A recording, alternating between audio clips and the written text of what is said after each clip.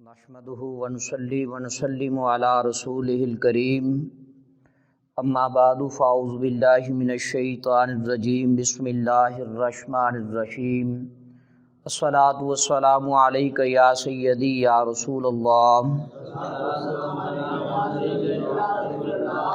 الصلاة والسلام عليك يا سيدي يا حبيب الله الصلاة والسلام علیک یا سیدی یا خاتم النبیین۔ حمد و صلوات کے بعد میرے نہایت ہی معزز و محتشم سامعین کرام، اللہ رب العزت کے فضل اور اس کی توفیق سے آج ہم نبی علیہ الصلوۃ والسلام کی ذات اقدس کے حوالے سے گفتگو کریں گے کہ انبیاء علیہم الصلوۃ والسلام کے بارے میں ہمیں کیا عقائد اور نظریات رکھنے چاہیے۔ مسلمان کے لیے جس طرح ذات اور صفات کے بارے میں جاننا ضروری ہے کہ کسی ضروری کا انکار یا محال کا اثبات اسے کافر بنا دے گا، اسی طرح یہ جاننا بھی ضروری ہے کہ نبی کے لیے کیا جائز ہے، کیا واجب ہے اور کیا محال ہے، کہ واجب کا انکار اور محال کا اقرار جو ہے وہ بندے کو کافر بنا دیتا ہے، اور بہت ممکن ہے کہ آدمی نادانی میں علم نہ ہونے کی وجہ سے خلاف عقیدہ رکھے، یعنی قرآن اور حدیث کے خلاف جو ہے وہ اپنے طور پر عقیدہ رکھے، یا خلاف بات اپنی زبان سے نکال کر اپنے آپ کو ہلاک کر لے۔ تو اس لیے پھر انبیاء علیہم الصلوۃ والسلام کے بارے میں جو عقائد اور نظریات ہیں ان کا جاننا ضروری ہے۔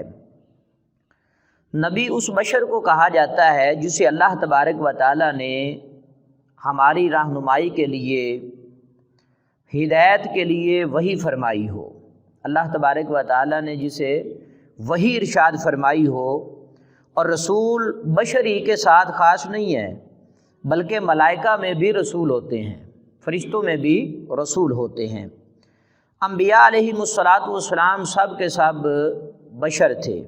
کیا تھے؟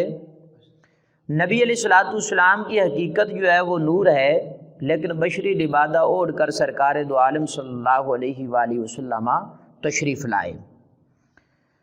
نبیوں میں کوئی بھی عورت نبی نہیں ہوئی، کوئی بھی جن جو ہے وہ نبی نہیں ہوا۔ انبیاء میں سب کے سب مرد نبی ہوئے، کوئی عورت جو ہے وہ نبی نہیں ہو سکتی، اور کوئی بھی جن جو ہے وہ نبی نہیں ہو سکتا۔ اللہ تبارک و تعالیٰ پر انبیاء علیہم الصلوۃ والسلام کا بھیجنا جو ہے وہ واجب نہیں ہے، واجب نہیں ہے، لیکن اللہ تبارک و تعالیٰ اپنے فضل سے جسے چاہتا ہے مقام نبوت اور رسالت عطا فرما دیتا ہے، اور اللہ تبارک و تعالیٰ اپنی رضا سے، اپنے فضل سے، اپنے کرم سے لوگوں کی ہدایت کے لیے انبیاء علیہم الصلوۃ والسلام بھیجتا ہے، اور نبی بھیجنا اللہ تبارک و تعالیٰ پر کوئی ضروری نہیں ہے، واجب نہیں ہے۔ نبی ہونے کے لیے اس پر وحی ہونا ضروری ہے، کوئی بھی جو نبی ہوگا اس پر وحی جو ہے یہ ضروری ہے، خواہ وحی جو ہے وہ فرشتے کی معرفت سے ہو یا بلا واسطہ وحی کا نزول ہو۔ بہت سے نبیوں پر اللہ تبارک و تعالیٰ نے صحیفے اور آسمانی کتابیں نازل فرمائی ہیں۔ ان میں سے 4 کتابیں جو ہیں وہ بڑی مشہور ہیں۔ تورات حضرت موسیٰ علیہ نبی علیہ الصلوۃ والسلام پر نازل ہوئی، اور زبور جو ہے وہ حضرت داؤد علیہ الصلوۃ والسلام پر نازل ہوئی۔ انجیل حضرت عیسیٰ علیہ نبی علیہ الصلوۃ والسلام پر نازل ہوئی، اور قرآن مجید جو لا ریب کتاب ہے یہ آقا دو جہاں فخر بنی آدم علیہ الصلوۃ والسلام پر نازل ہوئی۔ قرآن مجید کی عظمت، قرآن مجید کی شان دیگر ساری کتابوں سے فضیلت ہے قرآن مجید کو، کیونکہ یہ سید عالم صلی اللہ علیہ وآلہ وسلم پر اس کا نزول ہوا۔ کلام الہی میں بعض کا افضل ہونا، اس کا کیا مطلب ہے؟